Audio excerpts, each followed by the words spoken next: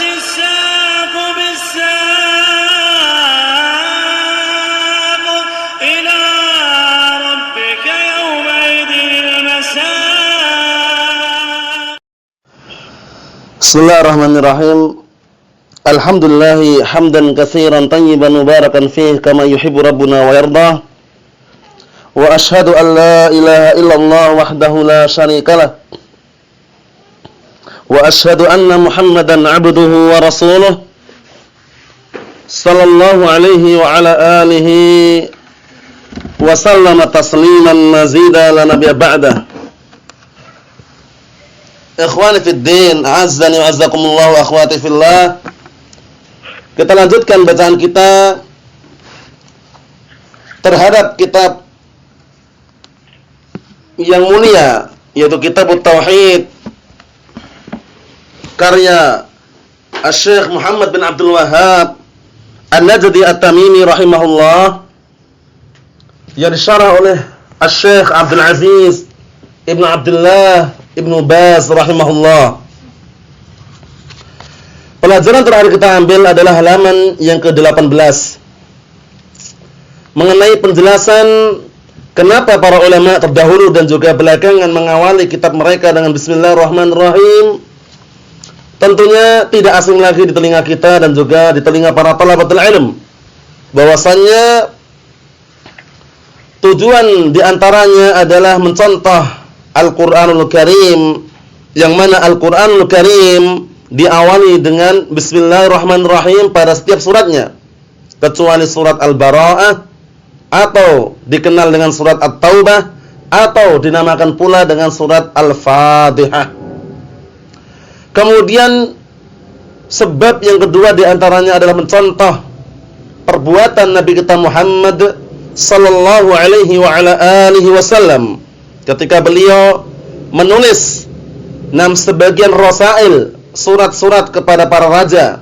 Di antaranya yang tercantum dalam Sahihain adalah kisah Nabi kita Muhammad sallallahu alaihi wasallam ketika menulis surat kepada Hiraqal Azimir Rum, Bismillahirrahmanirrahim, min Muhammadin Abdillahi wa Rasulih ila Hiraqal Azimir Rum. Kita lanjutkan barakallahu fikum bacaan kita yang selanjutnya. Qala al-muallif rahimahullah, Bismillahirrahmanirrahim. Qala asy-syarih asbahullah, Syekh Abdul Aziz Ibnu Abdullah Ibnu Baz rahimahullah. Perhatikan. Bismillahi asta'inu fit ta'lifi.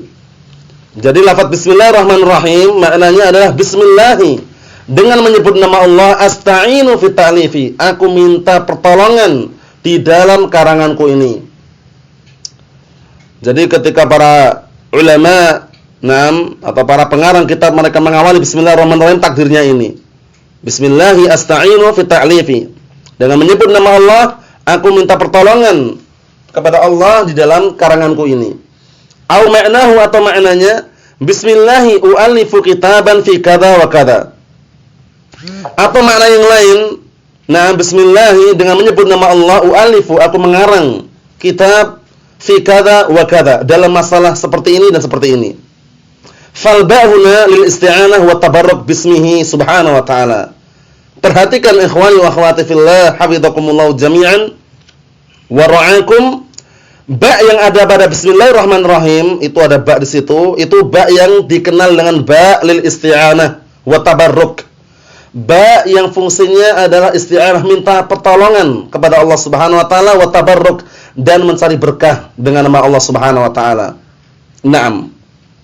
Jadi seakan-akan ketika para muallif atau para ulama mengawali kitab mereka dengan Bismillahirrahmanirrahim, seakan-akan mereka mengucapkan dengan menyebut namamu ya Allah, aku minta pertolongan dan minta berkah agar diberkahi dan diberikan pertolongan dalam karanganku atau tulisanku. Seakan-akan seperti itu. Naam. Berikutnya barakallahu fikum, wa Allah, maksudnya lafzul jalalah Allah itu alamun 'ala dzat. Jadi Allah alamun 'ala dzat, sebuah nama yang menunjukkan atas zat Allah Subhanahu wa taala. Ini termasuk Ismullahi Al-A'zam, yang paling besar adalah Allah. Nama-nama Allah Subhanahu wa taala yang paling besar adalah Allah. Karena apa? Karena Allah Subhanahu wa ta'ala, semua nama-nama dan sifat-sifat kembali kepada zat Allah Subhanahu wa ta'ala. Na'am barakallahu fikum. Alamun 'ala dzat 'ala Rabb azza wa jalla. Sebuah nama yang menunjukkan atas zat atau sebuah nama atas zat Allah Subhanahu wa ta'ala dan atas Rabb azza wa jalla. La yusamma bihi siwah. Yang mana selainnya tidak boleh menamakan dengannya. Selain Allah Subhanahu wa ta'ala enggak boleh menamakan dirinya dengan Allah. Wa wal mustahiqu al-uluhiyyah. Yang mana dia yaitu Allah Subhanahu wa ta'ala adalah zat yang berhak untuk diibadahi. Naam. Karena tauhid al-uluhiyah maknanya ma'ruf ya. Ifradullah ta'ala bil ibadah. Mengesahkan menunggalkan Allah Subhanahu wa ta'ala dalam peribadatan sebagaimana sudah sering kita lewati barakallahu fikum. Naam. Kemudian berikutnya wa hiya ma'naha, yang mana makna daripada nam al-uluhiyah tersebut atau makna daripada nam barakallahu fikum hafizakumullah, lafaz Allah al-ilah, asluhu al-ilah. Maksudnya apa ya? Maksudnya makna daripada uluhiyah tersebut adalah makna al-ilah. Asluhu al-ilah wa huwa al-mustahiq. Karena na barakallahu fikum al-ilah ay al-ma'luh, maksudnya al-ma'bud. Na barakallahu fikum, jadi al-ma'luh al-ma'bud, zat yang sembah. Na barakallahu fikum, ar-rabb huwal ma'bud. Rabb adalah zat yang disembah. Aslu al-ilah wa huwal mustahiq, dan dia yang berhak untuk diibadahi. Nah, li an yu'bad wahdah, maksudnya wa huwal mustahiqu li an yu'bada wahdah, dan dia adalah zat yang berhak untuk diibadahi semata. Nah, fa huwal ilahul haqqul ladzi la tusraful ibadatu illa lahu. Yang mana dia adalah zat yang ilah yang hak, yang tidak diserahkan peribadatan kecuali hanya kepadanya. Dari semua peribadatan, baik itu doa, sesembelihan, nazar, puasa atau yang semisalnya, tidak diserahkan kecuali hanya kepada Allah Subhanahu wa ta'ala. Kehidupan kita, matinya kita, salat kita, sembelihan kita hanya untuk Allah Subhanahu wa ta'ala. Inna salati wa nusuki wa mahyaya wa mamati lillahi rabbil alamin. Sesungguhnya salatku dan sesembelihanku, hidupku dan matiku hanya untuk Allah Subhanahu wa ta'ala. Ikhwani fid din wa akhwati fillah, a'azzani wa azzakumullah. Dalilnya adalah firman Allah Subhanahu wa ta'ala, wa ilahukum ilahu wahid, dan ilah kalian adalah ilah yang tunggal. La ilaha illa huwar rahmanir rahim. Tidak ada sembahan yang berhak untuk sembah kecuali Dia, yaitu Allah Subhanahu wa ta'ala, zatnya Maha Pengasih dan Maha Penyayang. Kemudian berikutnya barakallahu fikum, kita mengambil lagi makna yang terkandung daripada Ar-Rahman dan Ar-Rahim. Karena Ar-Rahman Ar-Rahim itu nama daripada nama-nama Allah Subhanahu wa ta'ala. Jangan keliru dalam mengungkapkan. Adapun yang mengatakan Ar-Rahman Ar-Rahim adalah nama, barakallahu fikum, dikatakan sifat, itu kurang tepat. Justru Ar-Rahman Ar-Rahim adalah nama, dua-duanya. Terkandung di dalam nama tersebut sifat, itu ungkapan yang benar.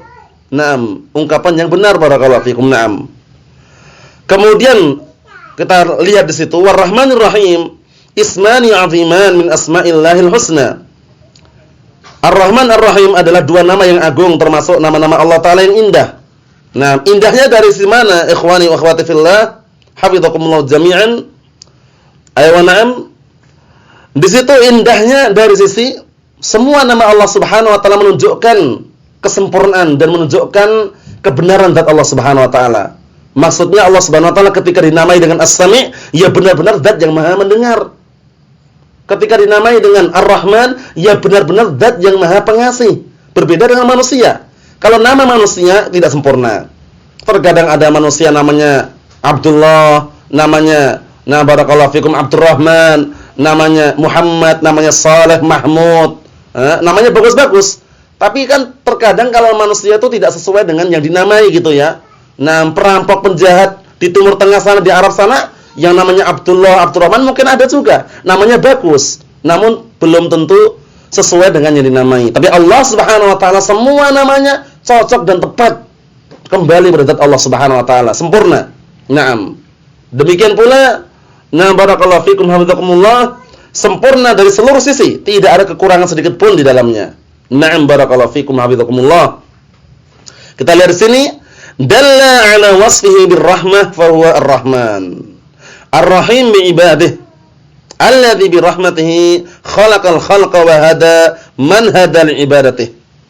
Nah, artinya yang mana kedua-duanya Ar-Rahman dan Ar-Rahim, kedua nama tersebut menunjukkan atas apa? Sifat Allah Subhanahu wa taala dengan rahmah. Perhatikan, rahmah. Cuman bedanya Ar-Rahman dzur rahmatil wasi'ah.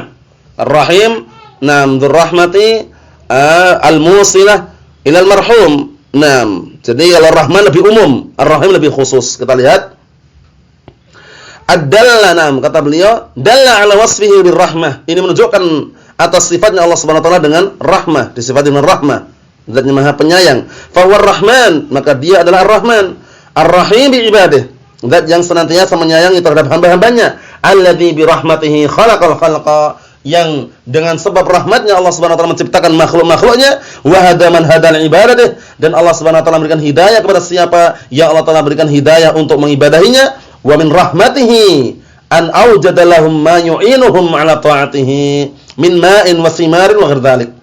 Dan juga termasuk rahmatnya Allah Subhanahu wa taala mewujudkan untuk mereka apa yang bisa membantu mereka, menolong mereka untuk menjalankan ketaatan kepadanya. Berupa apa? Berupa air, buah-buahan, dan yang selain itu. Wa bi rahmatihi ahsana ilaihim, dan dengan kasih sayang Allah Subhanahu wa taala, dengan rahmat Allah Subhanahu wa taala, Allah taala berbuat baik kepada mereka. Wa ahsinu innallaha yuhibbul muhsinin. Berbuat baiklah kalian, karena sesungguhnya Allah Subhanahu wa taala mencintai orang-orang yang berbuat kebaikan. Waf'alul khaira la'allakum tuflihun. Berbuat baiklah kalian, semoga kalian termasuk insan yang beruntung. Naam, semoga kalian orang-orang yang beruntung. Wajada 'alaihim ma'isyanihim iyyahu, dan Allah Subhanahu wa taala masih berupaya terus-menerus. Naam, barakallahu fikum, mengampuni mereka, memberikan ampunan kepada mereka bersamaan maksiatnya mereka kepadanya. Wa kufrihim bi, dan kufurnya mereka dengannya. Illa man hadallah, kecuali orang-orang yang Allah telah berikan hidayah, diselamatkan. Nah, barakallahu fikum, maksudnya Allah Subhanahu wa taala terkadang barakallahu fikum memberikan kebaikan kepada mereka dan juga memberikan kekerasan kepada mereka.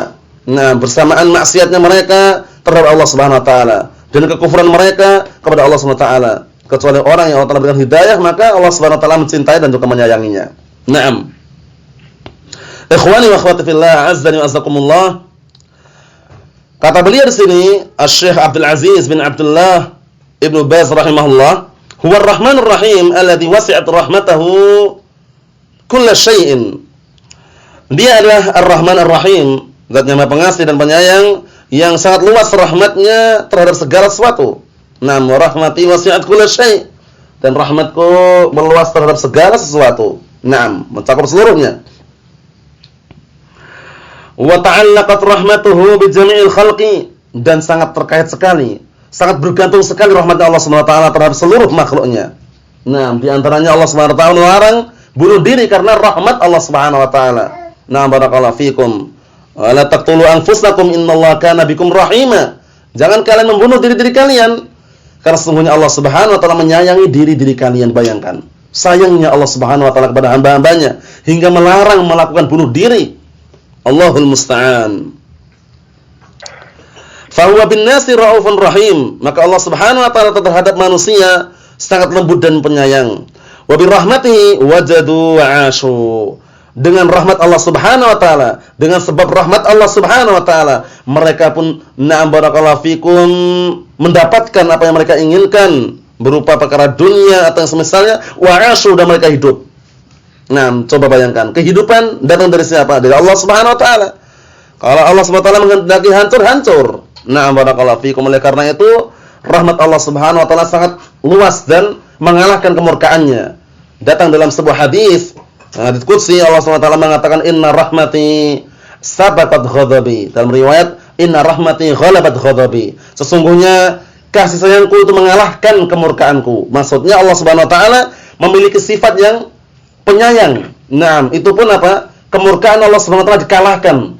Karena buktinya orang-orang nanti ketika sudah berada di neraka, yang mereka masih memiliki benih-benih tauhid, yang mereka masih memiliki benih-benih keimanan Allah Subhanahu wa taala apa? Yang mereka sudah hangus menjadi arang, diterpa, dimakan oleh neraka jahanam, dibakar di situ, Allah Subhanahu wa taala entaskan. Diciduk oleh Allah Subhanahu wa taala, dimasukkan ke dalam nahrul hayah, sungai kehidupan. Akhirnya mereka tumbuhlah bagaikan biji-bijian yang tumbuh di pinggir sungai. Bayangkan. Nah, yang mereka digelari dengan Jahannamiyun karena sudah pernah masuk dalam neraka Jahannam. Itu menunjukkan rahmat Allah Subhanahu wa taala yang sangat luar biasa. Sudah menjadi arang, masih diambil dan dimasukkan dalam surganya Allah Subhanahu wa taala. Masyaallah. Nasallaha azza wa jalla, na barakallahu fikum bimanihi wa karamih an yudkhilana fi jannatih. Naam, kita minta kepada Allah Subhanahu wa taala dengan karunia dan keutamaannya agar Allah Subhanahu wa taala masukkan kita semuanya ke dalam surganya. Naam. Kita lihat sini. Qala al-muallifu rahimahullah, Kitabut Tauhid. Nah, Kitabut Tauhid bacaannya gitu ya. Ini berarti susunannya apa? Nah, kitabu, kalau setiap judul dalam ilmu nahwu perhatikan setiap judul biasanya awalnya dibaca marfu sebagai khabar. Mubtada'nya dibuang. Takdirnya hadza Kitabut Tauhid. Jadi kitabu ini mubtada. Kemudian dia enggak tanwin kenapa? Karena dia mudhaf. Mudhaf enggak boleh tanwin. At-tauhidi di situ dibaca dengan kasrah karena dia mudhaf ilaih. Mudhaf ilaih itu harus majrur dan majrur itu tanda asalnya dengan kasrah. Na'am barakallahu fikum, itu sudah ma'ruf di telinga kita semuanya yang sudah mempelajari ilmu nahwu. Barakallahu fikum. Jadi kalau judul-judul Kitabut Tauhid dibaca marfu kenapa? Dikarenakan dia sebagai khabar. Mubtada'nya mana? Dibuang. Takdirnya apa? Ditakdirkan yang sesuai. Karena kitabun atau kitabu di sini mudzakkar, takdirnya hadza. Nah, barakallahu fikum. Misalkan kalau pelajaran bahasa Arab, mutammimah al-ajrumiyah, berarti mutammimatul jurumiyah misalkan. Nah, barakallahu fikum. Takdirnya apa? Hadhihi. Seperti itu, mudah sekali. Tidak perlu dibayangkan dengan bayangan-bayangan yang susah. Nah, barakallahu fikum.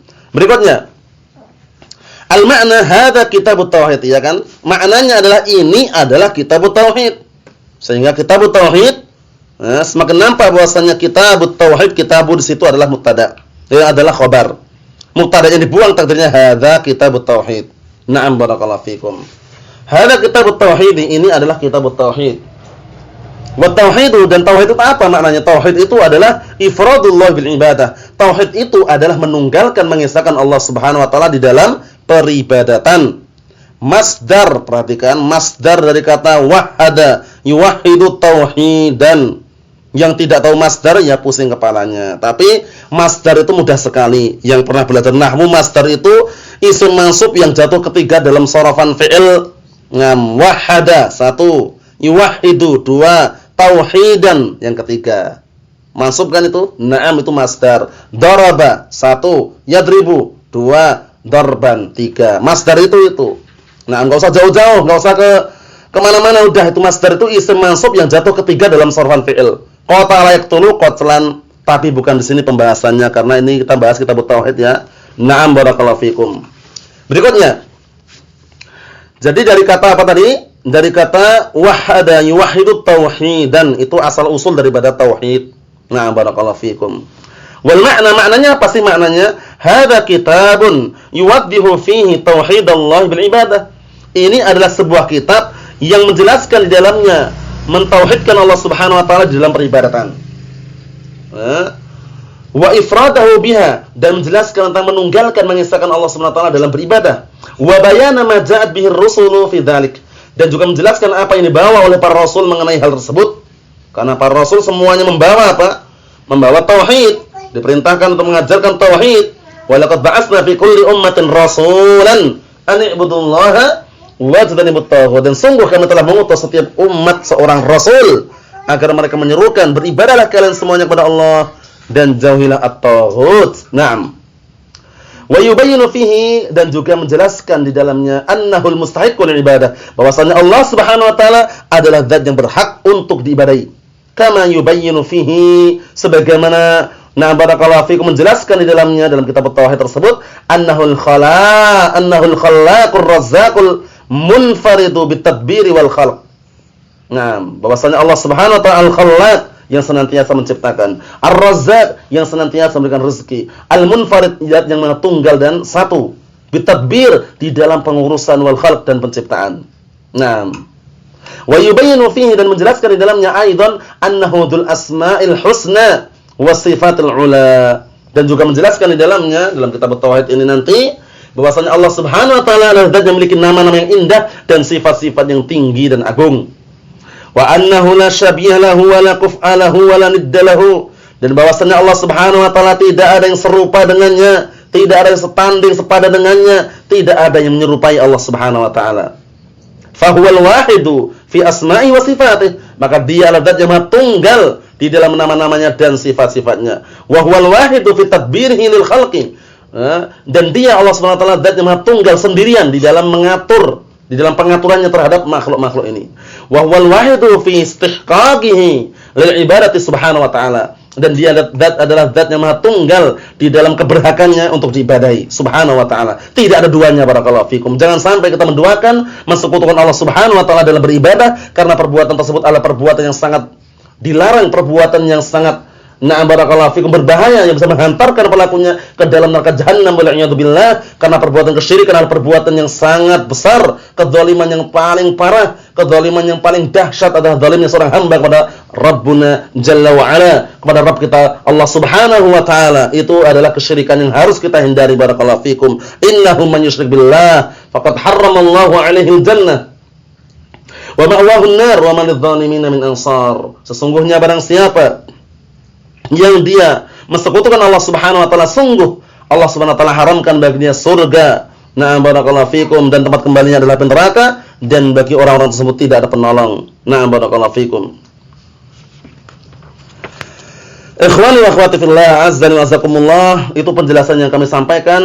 Adapun berikutnya nanti yaitu pembahasan mengenai dari mana sih asal usulnya pembagian tauhid. Ada tauhid uluhiyah, rububiyah, asma wa sifat. Kok tahu pembagian itu? Apakah ada dalam Al-Qur'an, dalam hadis, nas yang menjelaskan bahwasanya tauhid terbagi menjadi 3, atau bagaimana kok bisa kita menyimpulkan tauhid itu ada 3? Tauhid uluhiyah, tauhid rububiyah, tauhid asma wa sifat. Dari mana? Dalilnya mana? Kita katakan sebagaimana yang akan kita baca nanti, dalilnya adalah at-tatabbu' wal istiqra'. Dalilnya adalah penelitian dan pengecekan dalil-dalil yang ada dari Al-Qur'an dan Sunnah. Kemudian para ulama menyimpulkan bahwasanya tauhid terbagi menjadi 3. Tauhid al-uluhiyah, tauhid ar-rububiyah, tauhid al-asma wa sifat. Walaupun sebagian para ulama menamakan dengan nama-nama yang berbeda, namun ujung-ujungnya kembali kepada 3 pembagian ini. Nasallallahu salamata wal afiyah, wa nasallahu an yuwaffiqana wa iyyakum lima yuhibbuhu wa yarda, innahu waliyyu dzalika wal qadiru alaih. Subhanakallahumma wa bihamdika asyhadu an la ilaha illa anta astaghfiruka wa atubu ilaik. Walhamdulillahirabbil alamin.